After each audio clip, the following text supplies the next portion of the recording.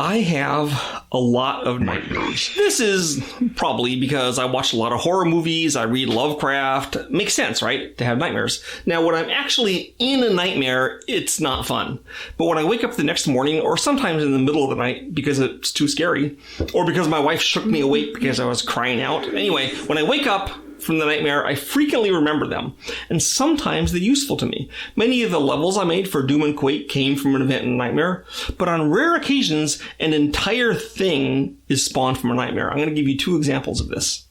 I've been working on the game Call of Cthulhu Terror Paths for 2 years.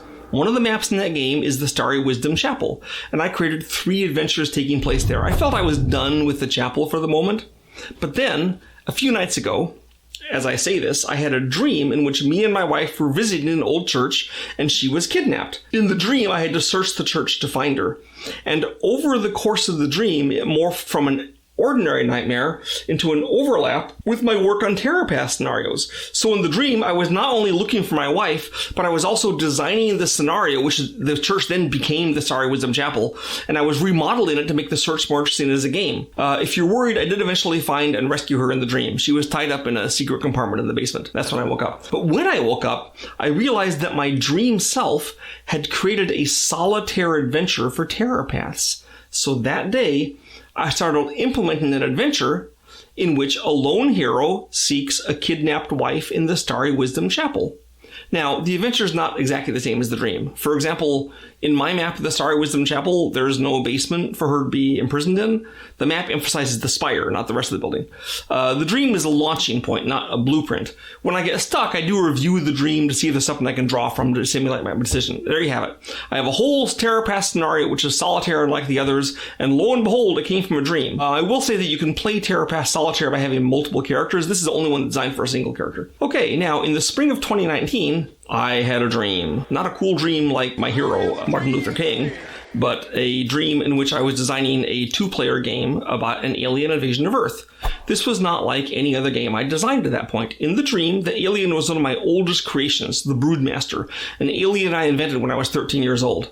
In this game, the Broodmaster's life cycle was represented, as well as mind control, diplomacy between human nations, various human military units, and of course, a map of Earth.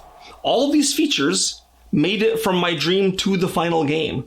Now, obviously, lots of small bits of the game where the dream didn't focus on them. I had to make them from scratch, like how does combat work? The game didn't know, it just had these monsters. Plus, I also had to, once I had the game, had to play test it, write a rule book, design the map. But still, this was an almost unique experience to me. Basically, almost the whole game came to me over the course of a single dream, and the dream probably only lasted 30-40 minutes tops. When I'm trying to figure out a new game the normal way, it takes days or weeks, even months to get it worked out in anywhere near this kind of detail, which indicates maybe I'm way smarter when I sleep. So, I'm gonna go take a nap now. Oh, yeah, if you like me, hit like. If you like me a lot, hit subscribe. If you want to make sure you don't miss my awesome Friday notifications, hit notifications. And if you want to support me financially, go to petersengames.com and order this amazing product. Thanks.